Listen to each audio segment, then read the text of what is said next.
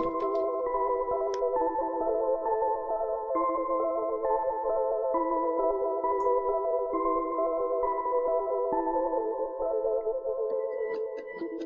lot of times I'm driving, there's nothing to do, and I shuffle through the radio before I unglue.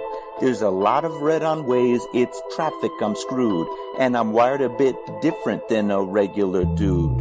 It's not a bad thing, I embrace it, it's true. The radio don't stimulate brain chemistry fluid. The Buddha found nirvana and the Four Noble Truths. Through a meditative process, right action he proved. For me, I require the use of a tool, a detector, pin, pointer, shovel, and beach scoop. I'm meant to work the dirt with my history crew, but everywhere I look, my interest taboo. Most people choose Bieber over Tippecanoe. What does a detectorist listen to when the radio is full of bad music and news? I need an alternative for me to peruse. Beyond Sight and Sound gets fantastic reviews. A metal detecting show where my thought bubble brews.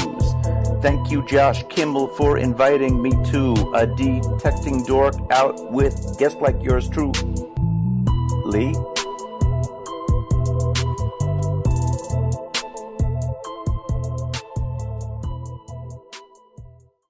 Are you looking for a high-quality beach and sand scoop? Are you trying to take your hunting to the extreme? How about an American-based company that stands behind their product and everything they sell? Then check out our friends over at XTREME Scoops. John has been making scoops for some time now and makes a quality beach and sand scoop to take your hunting to the next level. XTREME Scoops recently released their new sand shredder that works great in the water and on the beach. And if you're a new Equinox user, you may want to check out his Surfmaster X3 that can trap those small targets you new Equinox users are finding out there. XTREME Scoop's company approach is let's do it right. So do it right, buy it once, and go to the extreme. XTREMEScoops.com. That's XTREME scoops.com. Hey boys and girls, we are going to talk about S&W shooters and prospectors. What is S&W shooters and prospectors? We at S&W Shooters and Prospectors help people find treasure. Did you say treasure? Yes, treasure. Just listen to this amazing review from our happy customer, Jackie Sparrow. Chuck was shipshape and a pleasure to deal with. I was able to buy everything that I needed at prices that were shillings less than others.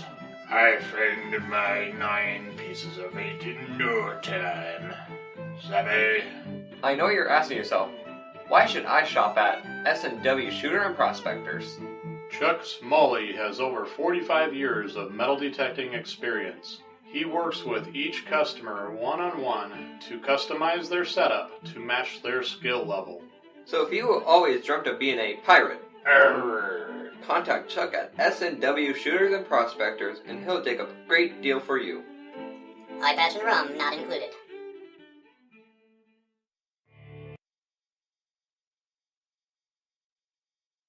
Caution. Please do not operate motor vehicles or power equipment while under the influence of this show. Listening to this show could cause side effects such as bouts of laughter, violent binges of cabin fever, and even dreams of silver and gold. Please be advised. Now that the fine print is out of the way, on with the show. All right, the fine print's out of the way. It's time to roll with the show. We're back. We're live once again. You are listening to Beyond Sight and Sound, metal detecting and treasure hunting radio for all the really cool digging people out there. And tonight, well, a little bit of a special show in a sense. Some finality, so to speak, to a bet that was made on the show probably 2 years ago, I would think.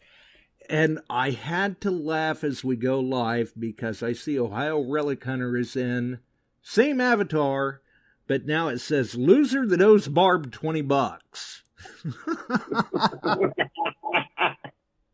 That is too good. But he wasn't the only one wrapped up in that bet. Cody was wrapped up in that bet too, although I don't remember what he bet. Or what you bet, Barb. But either way, everybody's in. The links are in the chat, the description. The usual suspects have arrived. So let's get rolling with this and start off by saying, first off, congratulations to you, Barb. Oh, thanks. And guys, just so you know, I don't have my laptop, and I have a new tablet. And I never logged into Spreaker, and I can't remember my password. So I'm reading what they say, but I can't comment. And I tried to log in his Facebook, and I can't remember that password either. So, I can't respond. Thank you for all the congrats, and I love loser owes me $20. That means I'm $1,020 richer. Right.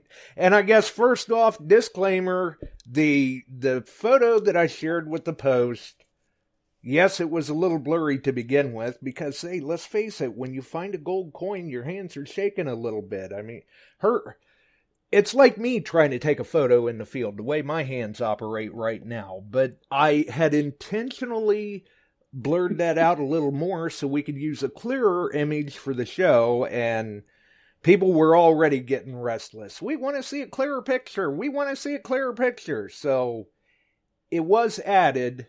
It's in the original post in the comments section on the Beyond Sight and Sound page. It's in, I don't remember what group that was. They were asking for a clearer picture. Maybe the Hoover Boys. But we've got that in the original post in the comments. And the original post says, check comments of original post to see clearer photos. And then we've also got a nice clear photo of the front of the 1853 $1 gold piece as the thumbnail for the show, courtesy of Barb for providing the photo. I had to resize it a little bit, but we got it to work. It's kind of hard to have steady hands when you flip a gold coin out of the ground. And the thing is, the GPX, I have had more people, what did it ring up? What number did it ring up? And I went, there are no numbers on the GPX. Right. I'll tell you what number it rang up as soon as I can find the screen on it. Yeah, it's like there are no numbers, and somebody's like, "What do you mean?" And I'm like, "It's a GPX. It's a pulse induction machine." Yes. Yeah, and somebody was like, "Was it high? Was it low?" I went, "Do you think I should remember what it sounded like?" Right. Yeah. At that point, you had probably forgotten what it sounded like as soon as you saw gold flip out of the ground, anyway. Yeah, and the thing with coins, it doesn't matter if it's gold or silver. I dig junk. I dig lots of junk people. In my picture with all my finds, I wrote D.I.V. and then put golden underneath it, all out of square nails to prove I dig junk. And some lady, I don't know what she drank for lunch, but she's like, "Why do you have DUI?" And I'm going, how many have you had today? I said, "It's D.I.V. I said, and on the bottom it went golden. Right. Oh, we were trying to figure out what that said, and I'm thinking, you babes have been drinking way too much, and it's only 12 o'clock. Right? Well, some people like to start a little earlier than others, I guess. Yeah, but all I can say, I've dug one silver coin, one large cent. Oh, I dug a silver mercury at Beauregard last November. Coins just sound beautiful. That's all I can say. Right, and you knew at the very least this was a signal you were digging. It just sounded great. Yeah, it's just, ooh, ooh. It's just got this beautiful tone, no breaks. It just stays solid across, when you swing over a penny. You're when you hit a tone, you're backing up and coming at it from a foot away and going at least a foot past it, because you want to hear the whole conductivity of the signal in that swing. And, some things will break and go, ooh, ooh. You have a break in the tone. And coins don't do that. They just have this great follow through both ways. And whenever you swing something that sounds good, you turn perpendicular and swing it again. Because if it's, square nail sitting just right, it'll sound great one way, and then you turn your machine and it'll go woo, because it's hitting it at the different size. And any signal that wobbles is junk, just pure junk. So you may get this beautiful woo one way, but then you get the woo, and this coin was woo, just beautiful both ways. Right. But as I'm digging it, it comes to my mind, I'm like, that doesn't sound like a bullet. A bullet's really low. This isn't that low. And then I'm thinking, don't sound like brass either. Brass is a high tone. Right. And so now, you're digging and your brain's going, what am I digging? Right. But you got to dig it because it sounds so dang good. And I dug maybe an 8-10 inch circle, because even though we're in farmland, you treat it just like a park, your front lawn, or anything else. And I dug a 4-inch, 5-inch deep plug and flipped it over. Hit the plug and I went, oh, it ain't there. Hit the ground and was like, it's still in the hole. That's a good sign, because some nails sound good, but when you flip the plug, they're in the plug and you're like, dang, it's going to be a dang nail. And so I was excited it was still on the ground. Right, and the signal hadn't changed. And it hadn't changed. It just sounded better, louder, because you removed 4 or 5 inches of dirt. Right. And so I put my shovel, I swung it a couple of times, because I'm like, okay, you don't want to hurt whatever's there, because it's something good when you're praying.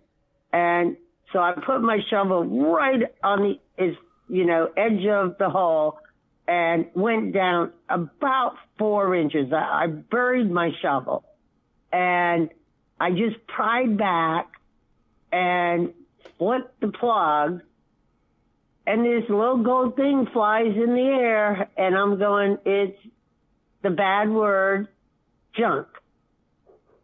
In my mind, I'm going, great, it's junk. Right, because some sort of gold-covered foil or something like that. Gold-covered foil, or maybe, a gold-plated cufflink, or, gold-plated something. And, but you certainly weren't expecting a gold coin. No. It actually flew in the air about 12, 14 inches out of the plug. It literally, when I flipped the plug, it was on the bottom of it and just kind of spiraled and landed on the ground. And the whole time I'm watching it, I'm going, oh, great. And then it landed, and I went over and I looked at it, and she was lying face up. And I said, oh my bad word, God. Right. There, at that point, there could not be any video. It would have been bleeped out, the majority of the video. A lot of explicitives. What was funny was on the way up there, I went, you forgot to bring your camera. That's probably a good thing. But it would have been better to have the camera. I probably would have just posted it and said, kids not allowed to watch. Right. You know? Warning, adult language. Yeah. And so you're looking at this lady, and you know it's gold, and it's the smallest, littlest thing you ever seen. And it wasn't ever on my bucket list. It was on my, I will never find one of these. Well, But never say never. I mean, I was just so realistic. I would never, ever find a gold coin. Never. And so it never made it to my bucket list. And I'm sitting there looking at it, and I'm just sitting there going, oh, my God. Oh, my God. And I must have said it a dozen times, and this kid came over, and at that point, I had just picked it up gingerly and put it in my palm, but I put my two hands together because I'm like, you could lose this. Right? It's how they lost it. They were so small. And I'm sitting there, and this young kid, well, he's probably 27, but he's young to me. Real nice kid. And he comes over and goes, Barb, what'd you find? And I just held my two hands out, and I went, this. Well, he had a lot of words to say. Right? Yeah. And, you know, it's like, you're kidding. I'm like, no, I'm not. And I'm just sitting there, and we're just sitting there looking at each other and looking at the coin like, oh, my God. And he said, yeah, you're right. Oh, my God. Who would have thought? And he's like, what did it sound like? I went, good. Right. I said, I have a hearing deficit. It just sounded good. Well, and I don't know if you've seen in the chat, but they're definitely having a blast with it. Some people think the show is haunted. Frank's asking, please, what sound did that machine make again? And I'm sure somewhere in there somebody's going, yeah, I want to see if my dog starts barking again. It's just, ooh, I'm sorry. It's hard. Until you've swung a GPX, it's just hard to explain it. Oh, the cats in the neighborhood are running into my house. Oh, my God. You guys are killing me. Do that noise again. My cow is coming home. I'm sending out a mating call. No, I don't mate. Thank you. I'm too old for that crap. But it just makes a beautiful sound. I've dug silver and gold, and it's just, everyone that dug, there were a ton of coins dug. Tons. I think there were 3 trimes And some dug. very nice coins at that. Oh, God. 3 trimes, a half cent. Oh, and Glenn, the Yoders are great people. They're from Ohio. And he brings his son. He pays for his son to hunt. And they were a little discouraged up there on the hill. And so Glenn's like, here, I got a signal here. Why don't you come over and dig it? So TJ, I think, is the boy. He said, you sure? And he said, yeah. Well, the kid dug a half cent. Wait, like, he dug a half cent or a half dime? A half dime. Okay. Sorry. And I think it was a half dime. And Glenn's telling us that night, he's like, I was so sad because I don't have one of those. And his dad tried to give it back to me, and I'm like, no, I told him he could have it. It's his.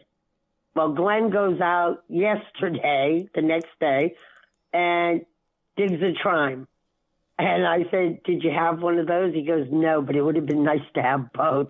I said, but God paid you for being God paid you back for being a good man, letting that child have that coin. Well, and for as far back as this hill is to begin with, Glenn's probably going, you know what? That was a long walk. It took like 45 minutes to get back here. He can dig this target. Yeah. And I don't believe Glenn went back the next day. I was like, I did it twice 3 years ago. I am too old to do it twice this year. Right. But, so, it just gets funnier. And the thing is when I got to the top of the hill, there were so many people, I was like, I think I'm just going to go the right over here. And I found it on the tree line. There's a bunch of evergreen, those prickly, evergreen, fat, round bushes. And it was right on the edge. There was holes all around me.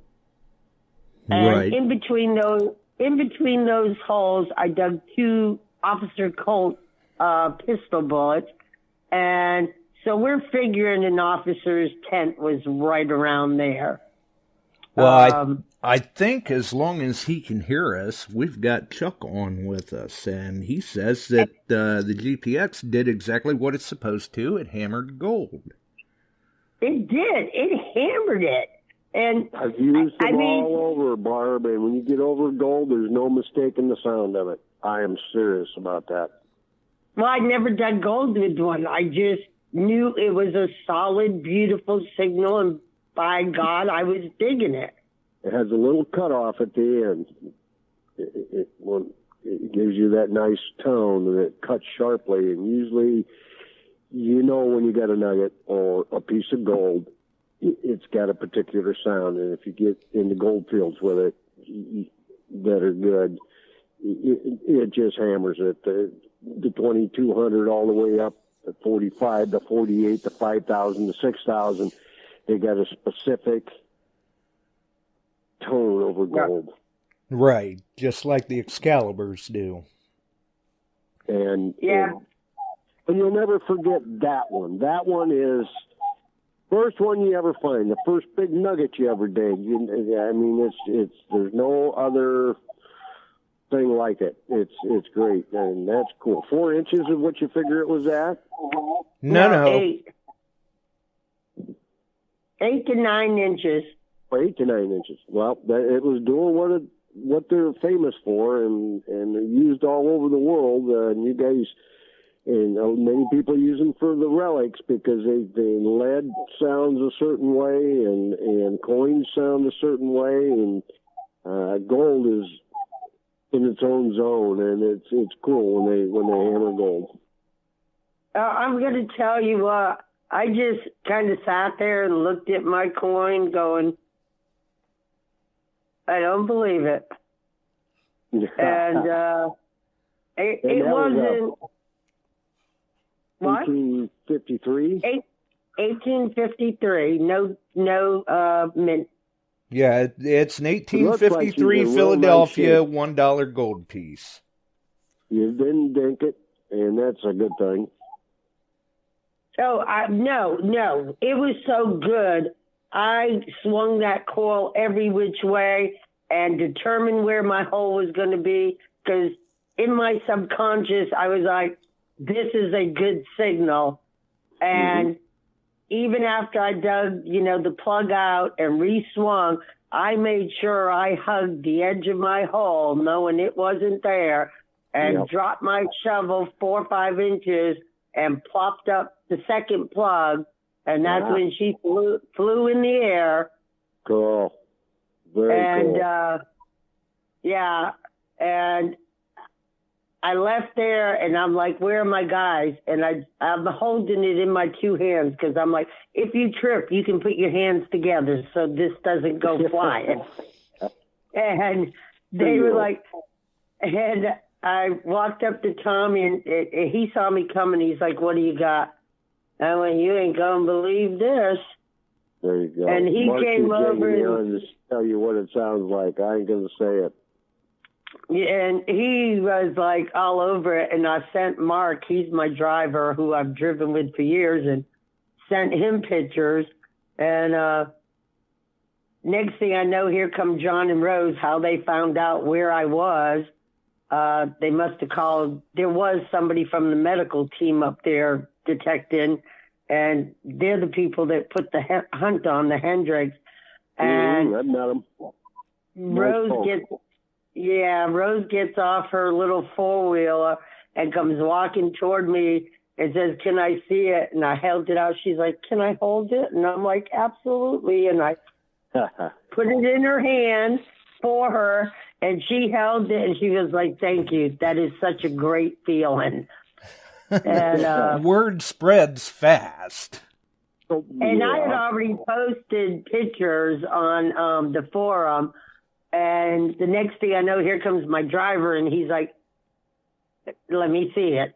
And so I pulled it out and showed it to him. He's See, like, they just come out of the woodwork for you. He is 56. And he's been doing this, what did he say, almost 50 years. His dad started him really young. And he said, that's at the top of my bucket list.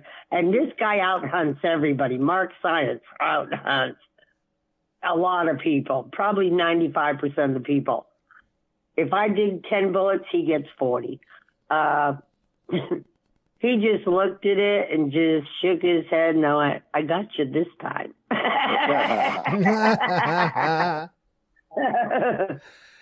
Well, you got a few people on it this time, because I can remember there was that bet made on the show, and we kept saying, maybe this is it. Maybe this will be your year for the gold coin.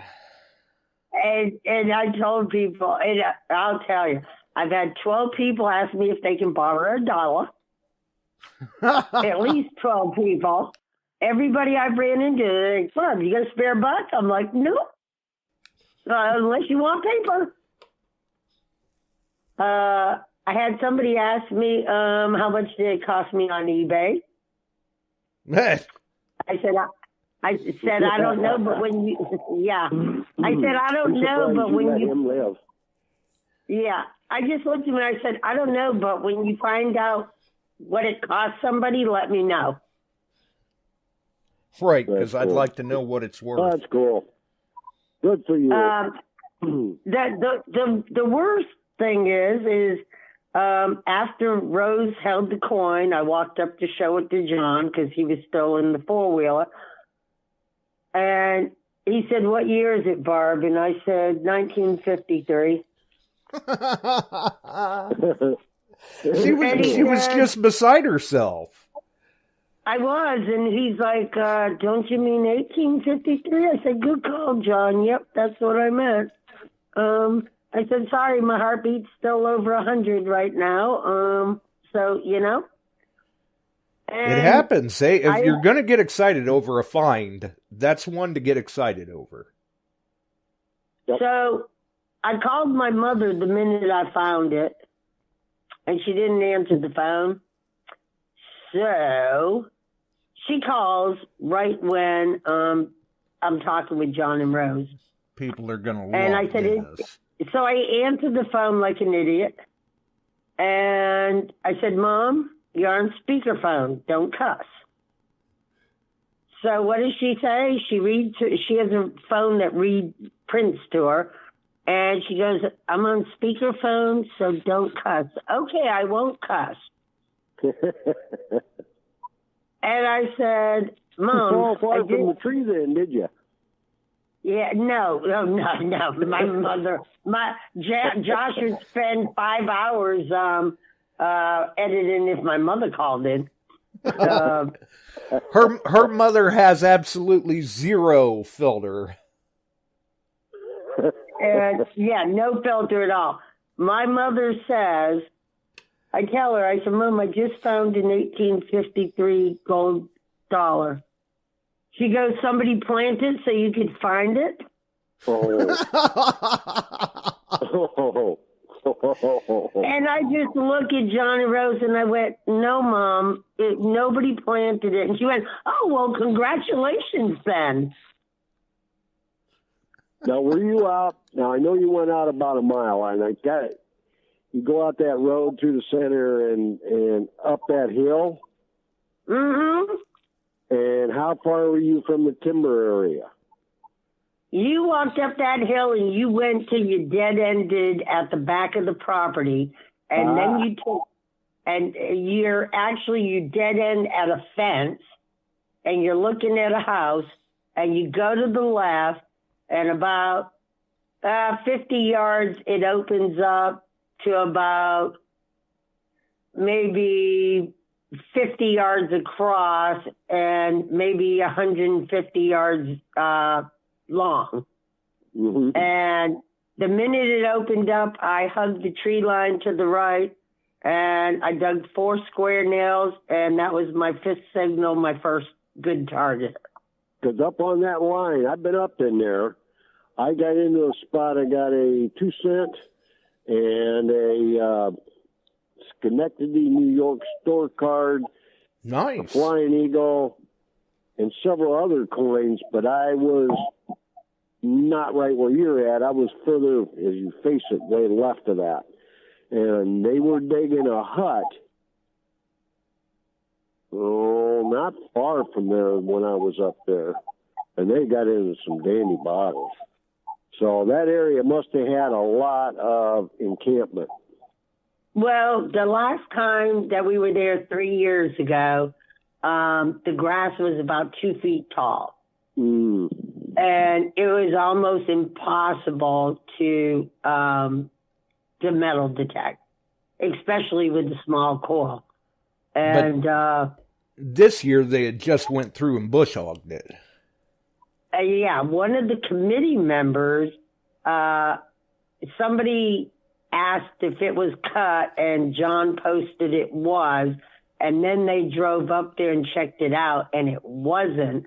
And one of the committee members actually went up there like 3 days prior and bush hogged it. Cool. So you're kind of saying thanks to whoever went up there with the bush hog. It was Richie. So, Richie, thank you if you're listening. Right? Up in that area, that ground, if I remember right, was pretty rocky.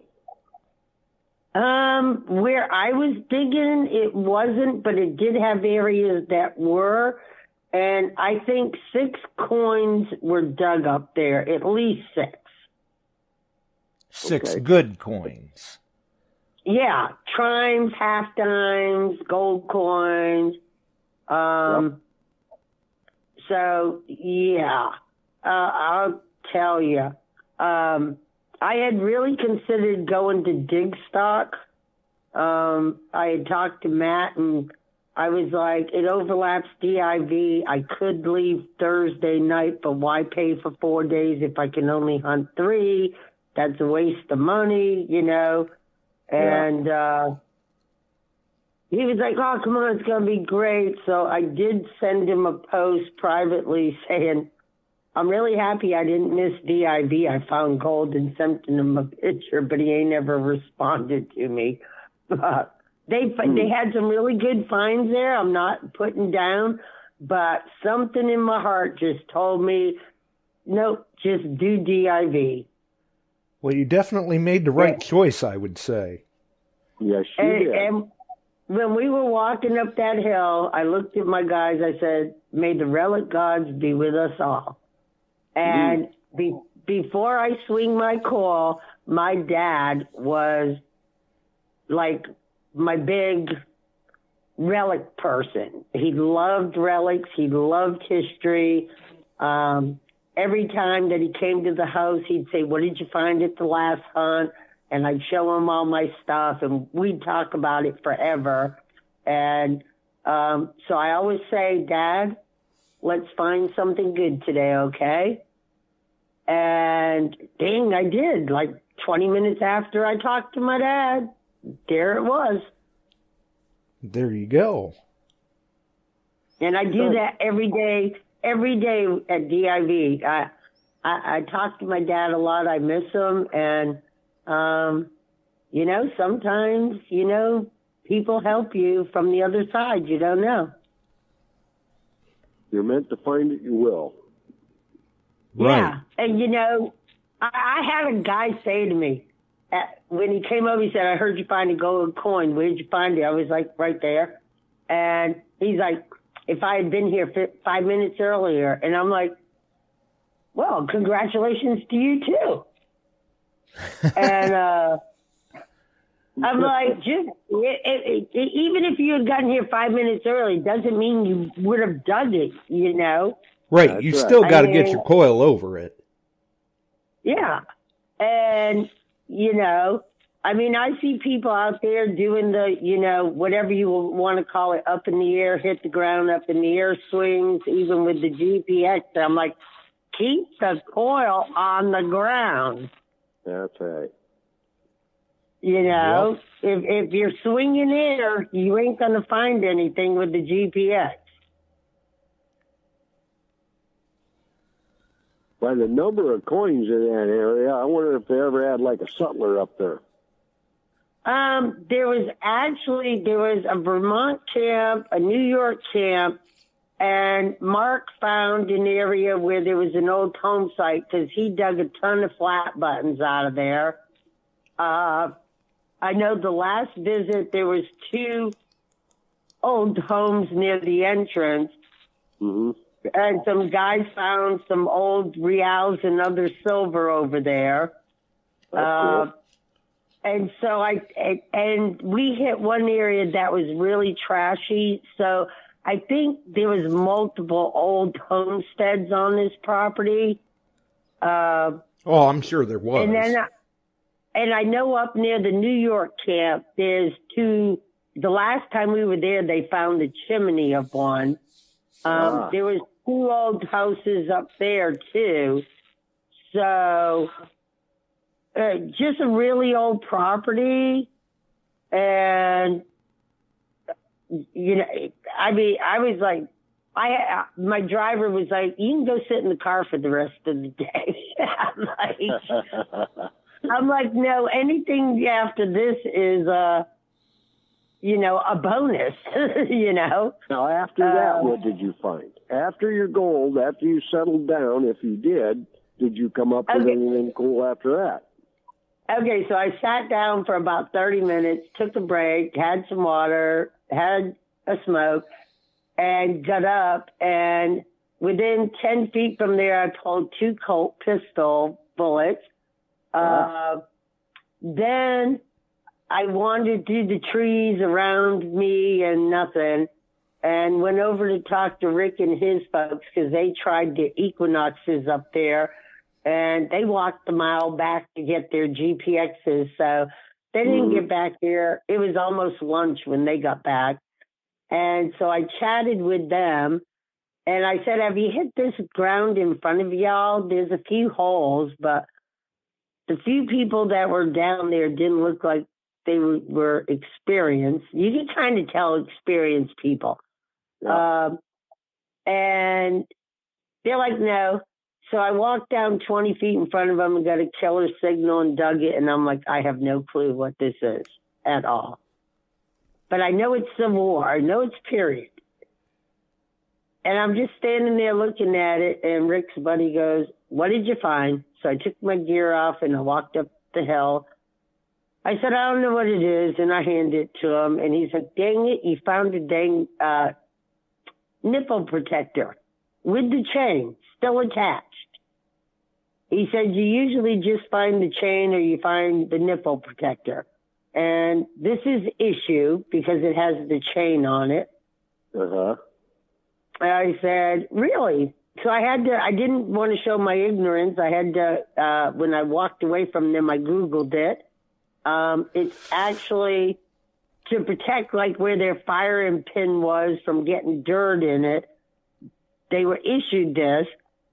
Somebody today found one that was homemade, and it's obviously a homemade nipple protector. So that was really cool. That would be. Yeah. And so it was basically attached to their gun, and they put it on top so you wouldn't get dirt, water, any of that in it. So that was a really cool find.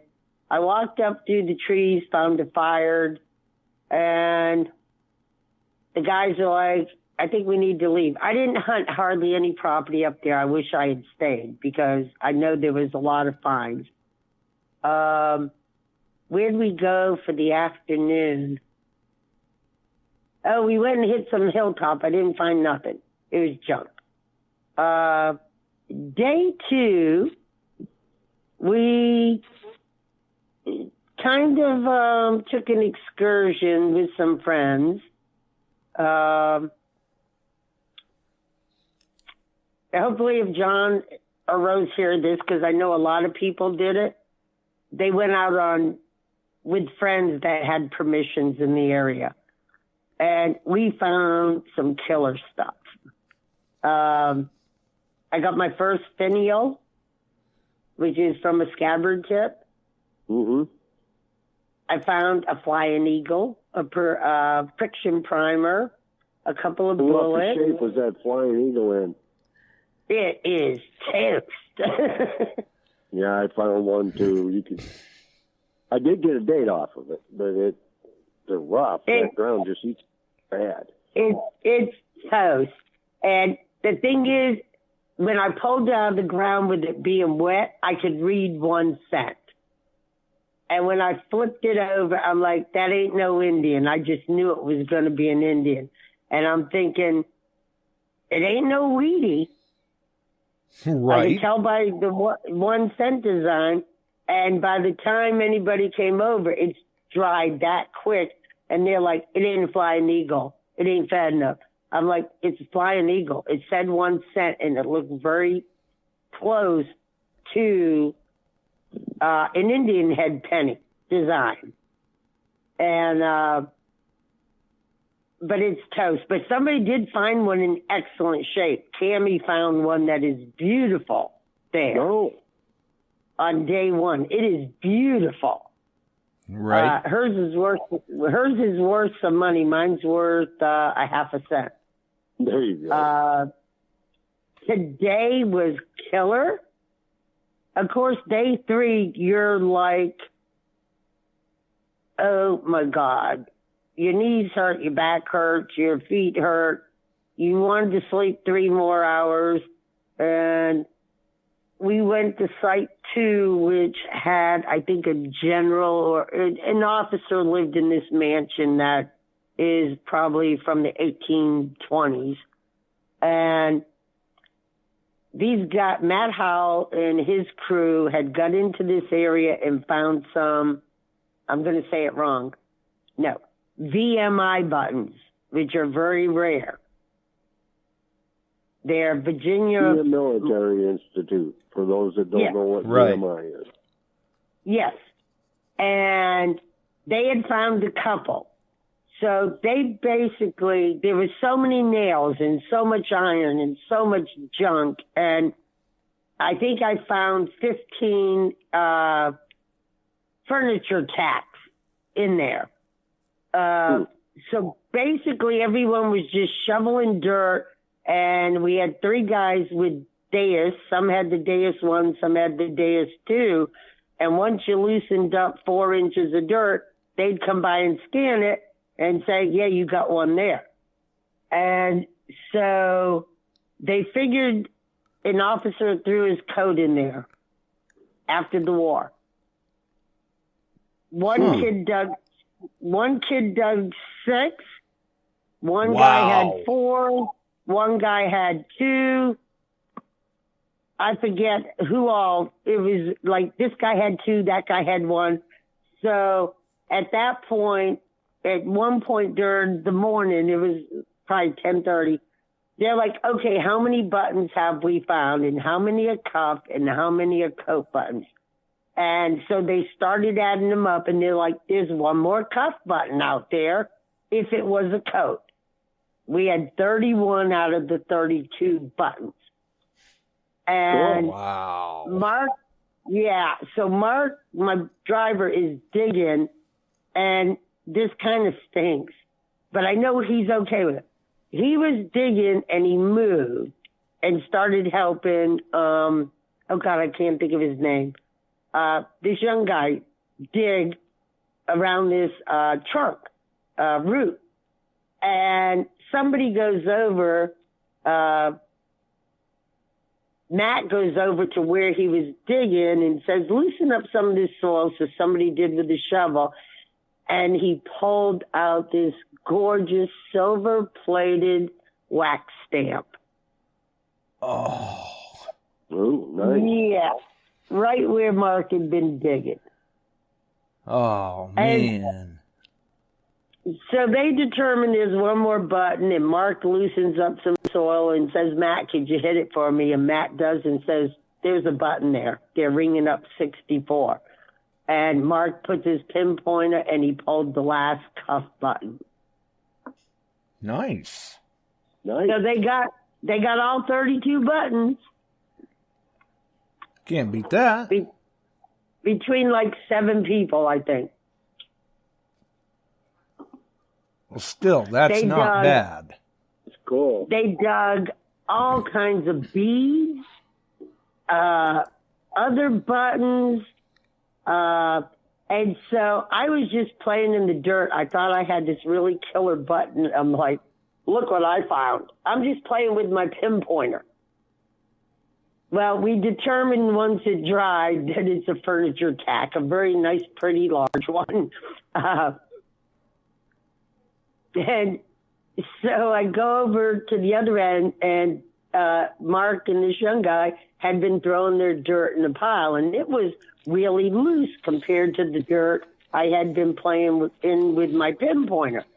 And I'm like, can I play in your dirt here with my pinpointer? He's like, yeah, Barb. I'm like, okay. So I sit on the ground because I just don't want to swing at this point. I'm like, let's just play in the dirt. And so I'm running my pinpointer. It was about 6 inches worth of good dirt, and it's dry. And I hit this little square thing, and I'm like, yeah, that's what's binging. And I'm like, I found something. What's this? And they're like, it's an apothecary weight. I'm like, you're kidding. They're like, you found that with your pinpointer. I'm like, yeah. So this guy comes over and moves the dirt with his shovel and says, see if he can find another one, because he just found one in this dirt before he flipped it up here. And so he moves some dirt, and I pinpoint it, and I find another one. So I have the number 4 and the number 5 apothecary weight. And his was bigger, and in comparison, he must have the number 7, because it's too big to be a 6. So we really should have stayed there. We probably could have found the whole set of apothecary weights. You never know. You might have found the scale. Right. Yeah. Either way, it sounds like it was a good day. Definitely. Excuse me. So I was like really excited because I found these 2 things just playing in a pile of dirt with my pinpointer. And so then I take and I move some dirt, and I see the edge of this black thing, and I'm like, I wonder what that is. And it's this gorgeous black glass flower button with the back on it. Ooh. Nice. And I'm like, oh my God. And they all turn because, they've heard the oh my God already. Right, and going, if she got another gold coin, we're throwing her in the hole. And they're like, what did you get? And I held my hand out, and they said, you found that with your pinpointer? I said, no, I took my hand to move an inch of the dirt away so I could pinpoint again, and there she's sitting looking up at me.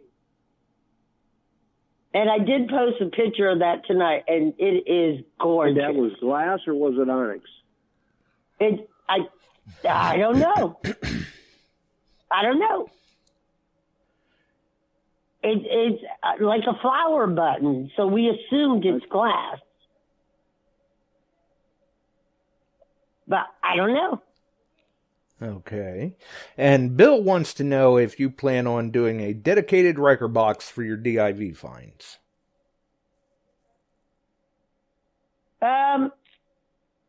Well, you see, I had so many Riker boxes that they started cracking the glass because they were stacked so high. And so I bought those 2 little glass towers, and I put all my buttons and my brass in them. And I took all my junk out and put all my bullets in 2 cases, and I think I did that around Christmas maybe or January. So, like, my finial will go in the towers. My golden coin may go in the towers. I really need to send it off to be graded is what I need to do. It'll kill me to part with it. But the good buttons, I have bowls of camp lead, so all my camp lead will get thrown in the bowl. I used to keep all my Riker cases separated by where I found it, and that's just not realistic in my house. I don't have a relic room. I have a living room. Especially at this point where you've done so many DIVs. I think this was my 15th. And so, like, my Colt bullets, I have a shelf with pistol bullets. It'll go in the little case with the other pistol bullets. The camp lead will go in the bowl. The big bullets, I have 2 Riker cases that are just solid full of my great bullets. If there's room, they'll get added. If not, I'll start another case. My button will definitely go in my little cases for sure. I got to soak my nipple connector to get the dirt off it because I don't want it to degrade. And then it'll go in my little shelf things with my other good stuff. Nice. I mean, if you came to my house and we sat and looked at stuff, I could tell you for the most part, not 100%, like the buttons. I couldn't tell you for every single button what farm I found it at. The Eagle buttons, so does it really matter if I found this one at Brandy Rock and that one at Beauregard? My Eagle eyes, I can tell you what farm they came from. My Excelsior button, I can tell you where that came from. I can show you exactly where I found it, you know. And years from now, you'll probably be able to walk out to where you found your gold coin within 10 feet of it and still point out where you found it. Oh, I could walk out there today and show you exactly where I found it. Right. And, you know, drop 3 ringers, doesn't matter what farm they came from. You don't know if they're Union, you don't know if they're Confederate, you just know they're Civil War bullets. If you put a price on it, you know, if you tried to eBay them, you're not going to get $1 more if it came from Brandy versus Beauregard versus, you know, Fair Oaks or Warrenton or Coles Hill. It ain't going to make it may to the person buying it make a difference, but I got to the point I just had to combine all my bullets. Right. I've been in places where they just take an aquarium and start throwing them in there. Oh, I've seen relic rooms where they just have bowls with tons of bullets in them because they've got 10,000 bullets, so they just start putting them in bowls and nice display cases because in the end they're Civil War bullets. Right. Right.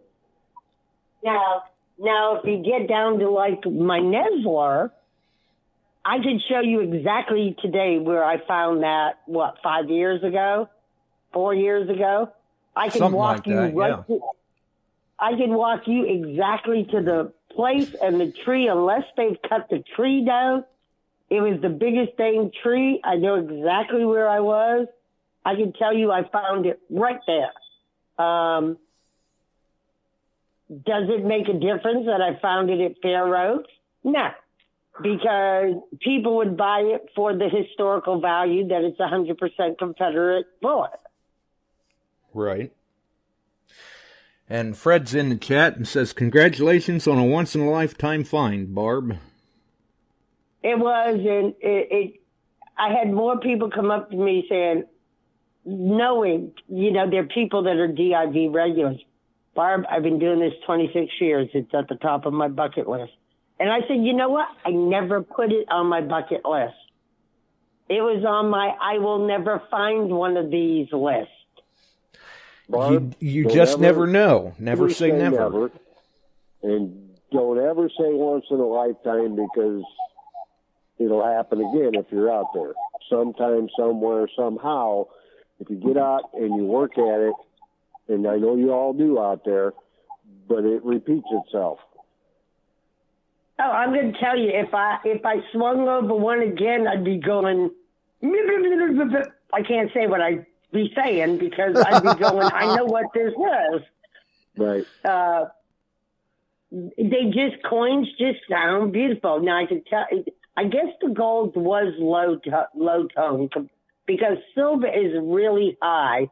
I dug a seeded coin at Glebe Farm with the GPX the first year I had it, and it just, woo, I mean, it was just up there, just singing like a bird, and I freaked when I dug that, and it stunk because there was not one person to be found anywhere around me.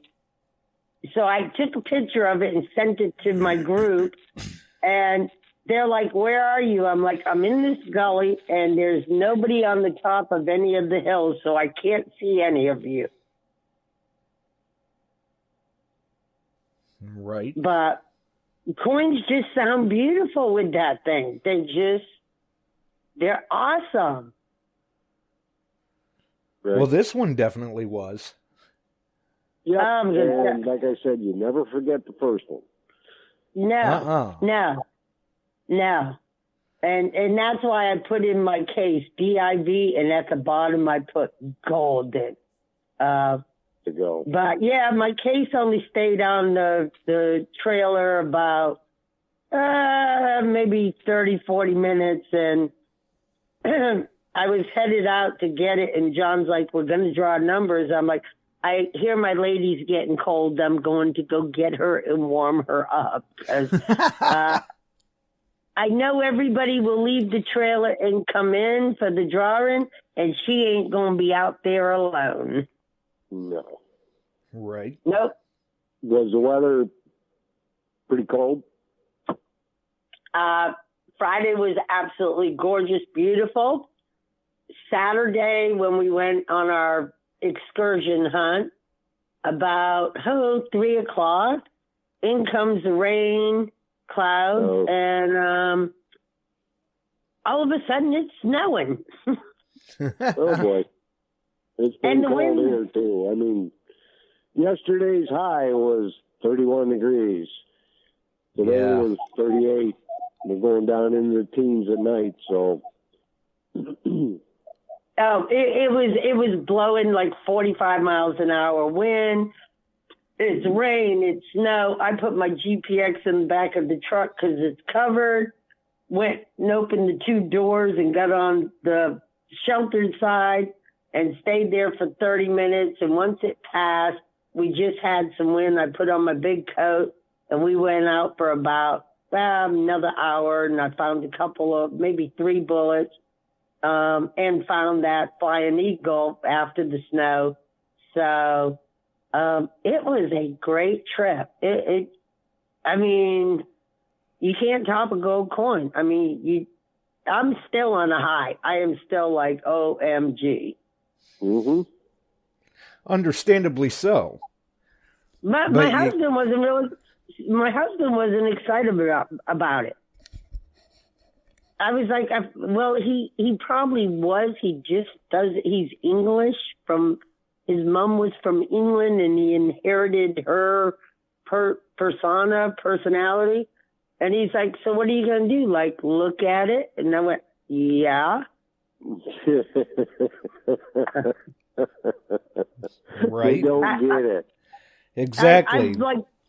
I'm like, I have pulled this thing out of my pocket 100 times, if not more, because everywhere I went, they're like, lucky, congrats. and I can say most people were very happy for me. Jewel and Tracy Alberetti, they're really good friends of mine, and she came up to me this morning because when I seen the picture, I was like so happy to see it was you that found it, because you deserve it. You bust your butt out here. Nice. And it takes work. I mean, I see people that stay in one field and never move, and then they'll complain they didn't find anything. Well, we hit an area for a couple hours, and when things start getting thin, it's like, let's go find another spot. And there were people that did really good. I mean, some guy found 8 of those shoulder things. Of what? Yes, 8 of them in a hole. Wow. Yeah. And somebody else killed it with like 30, 40 bullets. You know, when you're hunting 6,000 acres or whatever we're hunting, it's massive, massive property. Mm-hmm. Yeah, that's a lot of ground to cover. It's just a lot. I've been out there and I've hunted a lot of the areas out there, and I've found a lot of bullets. And I'm sorry, I don't get jumping up and down excited about them, but when I get a nice button or a nice piece of history in my hand, or a nice gold coin. And yes, gold coins, gold nuggets. The bullets just have not really done a lot for me. Right. Well, I like the bullets. I'd rather find bullets than nothing, you know. That's true. You know, if I can't put my coil over something good, then let me find bullets all day instead of absolutely nothing. And there were probably a good handful of people that found absolutely nothing at this hunt. Wow. I'm serious. I posted like all the pictures I took at the trailer right before the show. Somebody made a picture of a little lady, and it's all nails and things. But there were a lot of newbies at this hunt. Yeah, a lot of first-timers in the soil. We had people bringing Noxes and GPXs, Deas. I even think I saw a couple of A.T. Pros. I'm like, well, I've been there, done that with my first D.I.V. And, you know, we hammered the woods really bad the first time. I mean, the guys up there were moving boulders and swinging underneath them. They basically moved a whole stone wall to dig underneath it. Wow. So the woods really got hammered, and that's really the only place your AT Pros or any other VLFs, except, you know, the people, they were using the dais at that one place, but we're only messing with dirt 6 inches that we've loosened for them to swing over. Right. And so it isn't like they're swinging trying to find 12-inch bullets, you know. I know Glenn used his dais, and he found a few things, but not much. The soil's just too dang hot. It's just too hot. Right. The other machines struggle. That's why D.I.V. is a PI game. It is. And that's the only reason we're still finding stuff. Because a lot of these farms, yes, they hunted them 10, 15 years ago, but they were hunting them with BLF. And we know where we're going this fall, I can't say. But they're also looking at 2 new properties, and I'm really excited. That'd be nice. One's up in Stafford County, and I know there's a ton of Civil War up in Stafford.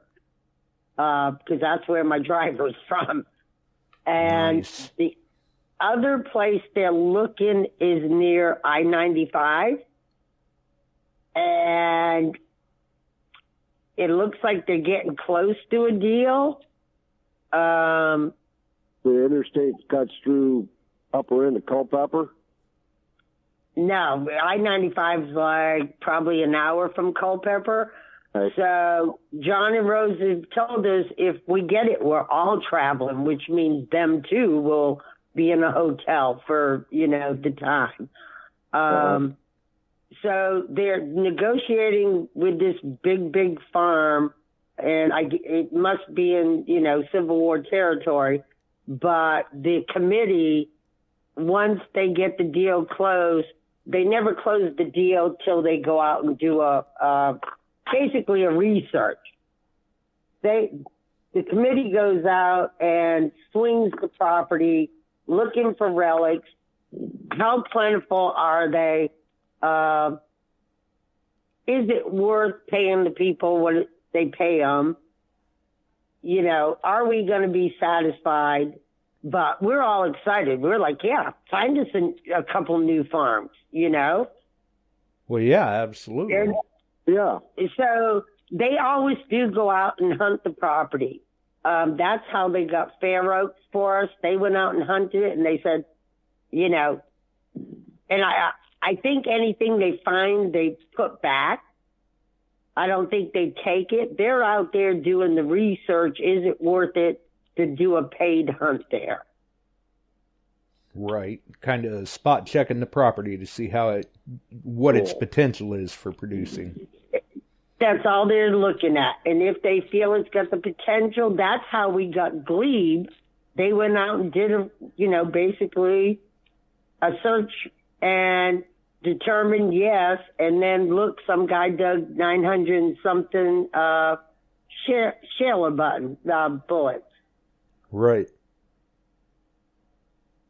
In the cases, 3 feet down. Yeah, that was down in that valley. Yep. Yeah, that happened while I was there. Yep. That's a record find. Oh, God, in the next D.I.V, they put it in a big wooden case. And I think that case was like 8 foot by 8 foot. Wow. With 900 and something shalers in it, under glass. It took out like 8 guys to carry it in for everyone to see it. Wow. And at that time, those bullets on eBay were $125 a piece. Yep. Man. And he dug other bullets on top of it before he got to the shalers. Right, yeah, that display just symbolizes what came out of one hole. Exactly. And, there ain't no Civil War up in the mountains. There's a little. I tried to get permission to where the Trail of Tears, they had a Confederate camp there, a Union camp. And the people, it's a good friend of mine, and he's like, no, my wife wouldn't appreciate me letting you come metal detect it. Okay. Your wife obviously needs to go see psychiatric help. We're just friends. Mm-hmm. Okay. Well, Barb, I'm going to get out of here. Congratulations. Like I say, that's always a absolute thrill. God paid me back for picking the wrong case. I may not have got the nugget, but I got the coin. But somebody dug some nuggets to get you that coin. I'll tell you. And it's a beauty. It really is. If you haven't seen the pictures I sent Josh, it is beautiful. Yeah, it's very nice. It's really good on detail and not banged up. Send her in for send it to PCGS or NGC. And which one do you recommend? PCGS. Yeah, I would say PCGS. Normally when you see slabbed coins on the market, a lot of times, grade for grade, PCGS will bring a higher tag. Okay, well, that's who I'll send it to. I'll insure it for lots and lots and lots of money. I haven't sent any to them for a while. I can't tell you what the fee is these days. I think. Well, I'm going to call them and talk turkey and see if it's worth, send them some pictures. Is it worth having it graded? I think it is. I think so too, yes. Yeah. Yeah. It looked to me in the one picture, it had a little luster left on it. It wasn't worn badly. I didn't see. No, there's not a lot of wear on it. I didn't see any big scratches, dings, anything like that. Those little coins are so soft. Right. And I'm not saying they're not there, but I didn't notice any, because I had to resize the image for the thumbnail for the show and had a pretty good look at it. It's in some nice shape. It is, and for one in really worn shape, it's $300, and it's not worn. So I'll definitely get it graded, and then I'll insure it, and then I'll just look at it every now and then. Right. We'll see what happens. Take it from there, and who knows? Maybe one of these days there will it'll have a friend next to it in the display. That would be nice. Yeah, actually, my biggest bucket lister is a plate. And the top three are a CS Tone, a plate, and a Bit Boss. Those are my bucket listers because I think I've found just about everything else I can find, I think. But saying that, I never thought I'd ever find a nipple guard. I didn't even know what it really was till I found one. Right. Nice. Sometimes we don't even know they're on our bucket list until we find them. Right. Mm-hmm. Well, anyway, I'll get out of here. Good night to you all. Congrats, Barb. And Ed Olson, I was following the chat a little bit. I hope your wife does well. We're praying for her on that. And hi to everybody I'm going to say hi to, and have a great week. I was going to make sure to mention that, too. Thanks, Chuck, and thanks for the call. No problem. Thanks, Bob. Bye. See you, kid. Bye. Bye. Yeah, definitely want to keep Ed's wife and all of them in our thoughts. I missed that. I'm sorry if they're having issues. I'll say a prayer for you, Ed. Right. Definitely. But y'all can see my button in my apothecary weights. I have one other apothecary weights, but it has designs on it, and it has some writing on it, but it's we got that at a colonial site when I dug with Matt Howell in Fredericksburg, Virginia, a couple of years back. These are totally different. You can tell these were hammered by a blacksmith or somebody. They're just squares, and they punched holes using some type of metal thing, and they weren't real good at putting them in like a domino is perfect. These ain't perfect.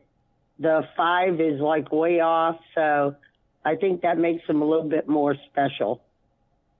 Right. Yeah, adds that personal touch to it. Yep, so it's sad that D.I.V 51 is over, but...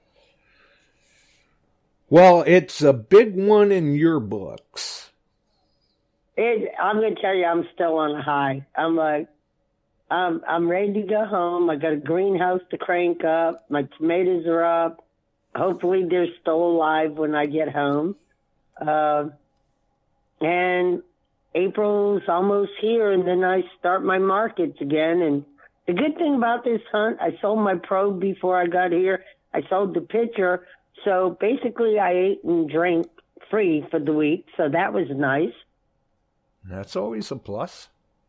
Yeah, so it's been a great week. But I'm going to tell you what, you look at this coin in person, and it's like, you just can't believe it. It's like, just all you can say is, oh my God. Right. When it come across my news feed, I just about dropped my phone.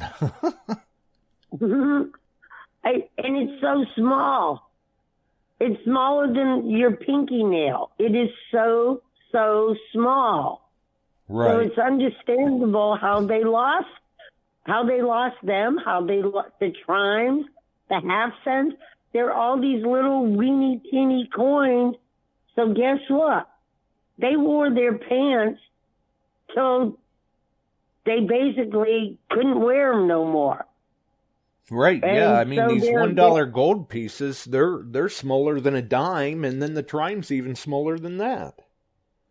Yeah. I think the trime is a little bit bigger than my coin. These are, I mean, in terms of targets that people are used to normally digging, these are very small targets. And the thing is I had dug mine, and I seen Mark talking to this guy, so I know it's good. If Mark stopped to talk to somebody and he's still there, so I walked up and I was like, "What you got?" And first time with the GPX, and the guy digs a trime.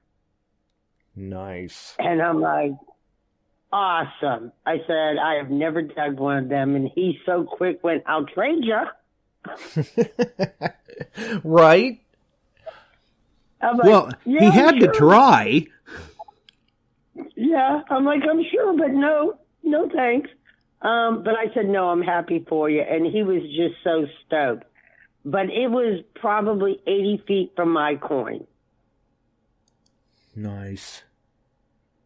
And so they were pretty close. And I think there was a dozen coins or more. And then I seen, was it Jeff? No, I think Keith Looper with, he's Mine Lab rep. I think he dug another spur. Tracy Alberti dug one this first thing this morning, intact, gorgeous. I seen one dug the last time there, so that was 3 spurs that have come out and intact, the whole thing. So, some great finds. And there'll be some complainers, because like I said, there are people that left with, like, nothing. Well, it ain't easy, though. You don't go in there and have the targets just jump into your pouch. Well, and the thing, I can tell you, I'm getting old. It took all I could do to climb that hill. Yeah. I'm getting old, and I need to quit smoking.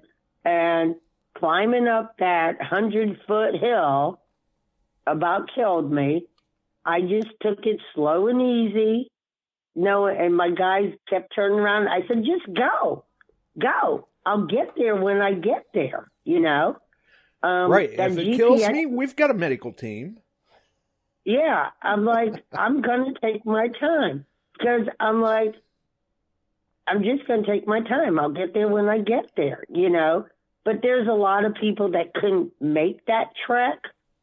Or didn't want to. Yeah, I probably couldn't do it. Not anymore. And, yeah. Well, I can say some of the folks that do have, medical issues, the medical team will take them up. They don't advertise it, but I know if it's known, you got a heart condition, they'll ride you up and back. They do it for a few folks. So did they give you a ride back down because after you found your gold coin, you had a heart condition? No.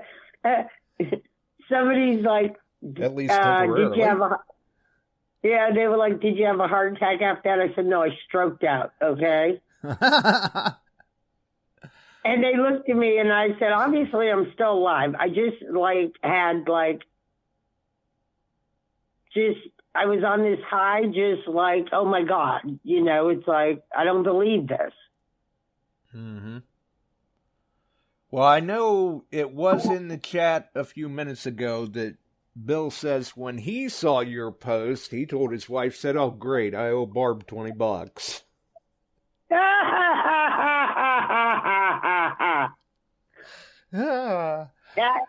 Actually, Bill, do not send me a $20. He is going to buy me $20 worth of something from my kids' giveaway. Although I've seen no showing of Cody in the chat tonight, so I guess we may just have to send him a message. He's probably hiding low.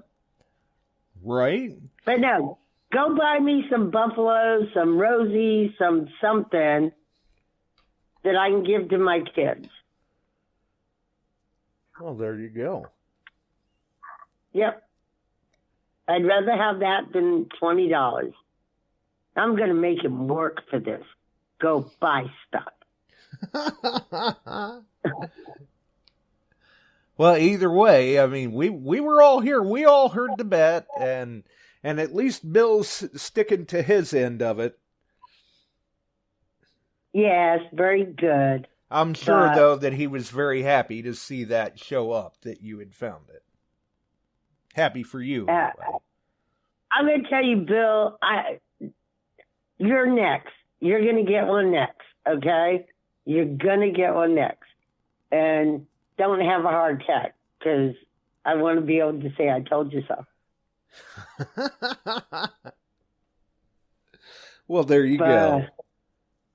Yeah, so there's no other feeling like it. That's all I can tell you, people. How many times has somebody swung a regular detector and gone, I think it's gold. I really think it's gold. But you try to convince yourself it isn't, so that you're not disappointed if it isn't. Right, you don't want to get your hopes all up there and be disappointed. Yeah, and then when you pull it, you're like, yes, it is a gold ring, or, oh, yeah. This is even better, guys.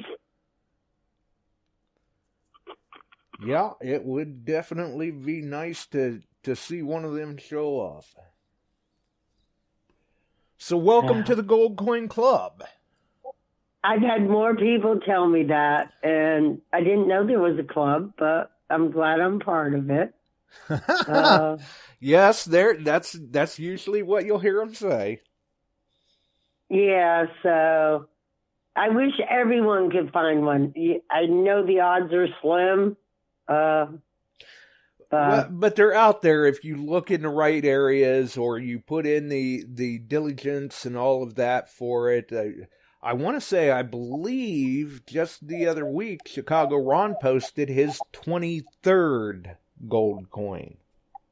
Wow. But you have to remember, he hunts a lot in England. Right. That's still quite a few gold coins to find over there, though. And like I said, when I swung it and I was like, God, this is good, then I was second guessing myself going, it ain't a bullet. It don't sound like a button. What is it? And I was like, just dig it. And dang, am I glad I did. Right. And you had your DETECTEES Dirt Pirates wear on. I was wearing my Dirt Pirates hoodie when I dug it. So chalk another one up for DETECTEES. Yep, I usually wear my Relic Girl. And I just grabbed the hoodie off the coat rack. And I went, oh, yeah, I'll wear my Dirt Pirate one. Well, it worked out well. It's already stained with red Virginia dirt, so what's a little more stain? Right. Hey, and when you've got it stained up like that, there ain't no better reason to get it stained up worse than finding something like that. Yep. And tonight, I wore my Beyond Sight and Sound shirt. Oh, well, see, there you go. Nice. Yep.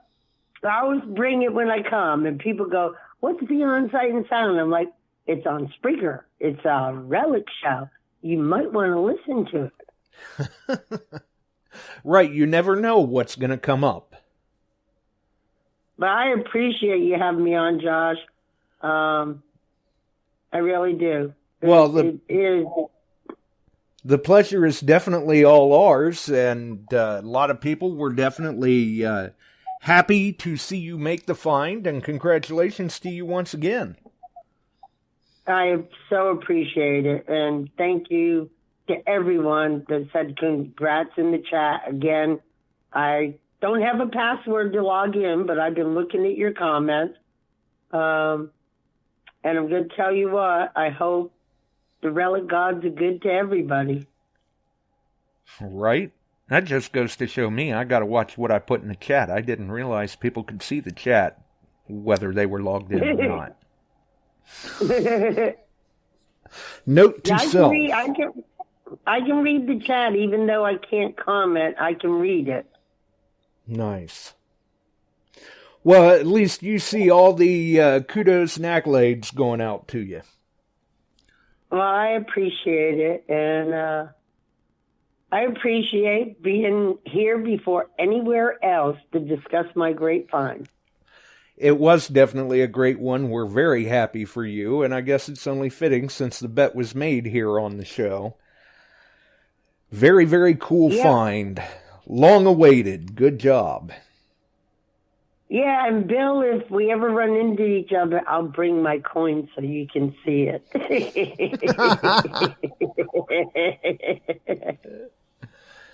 If you're really nice, she may even let you take a picture of it. Yep. Nice. Well, we certainly appreciate you taking the time to sit down and discuss things with us tonight, Barb. Well, you're welcome, and I'm going to try to get up early and hit the road because I miss my doggie. Right. Well, safe travels to you. Well, thank you, and thank you for having me on. Not a problem. You have a wonderful evening. Thank you. So for everyone else, obviously, you can check out Barb on the Dirt Pirates Detecting Facebook group and Dirt Pirates upcoming events, as well as many of the other groups out there on Facebook. Don't forget and check out Metal Detecting Central Illinois, Detect America, Can You Dig It, Metal Detecting Beyond Sight and Sound, The Relic Hunter, the I&I group, Crazy Spider Adventures over on YouTube, Ohio Metal Detecting on YouTube, Detected Outdoors, All Metal Militia Facebook group as well. That covers quite a bit of it. Either way, we're going to get on out of here. We will be back Wednesday with the Quarter Hoarder. Tune in and hear what he has to share about the legend. Have a wonderful evening, folks. We're out of here.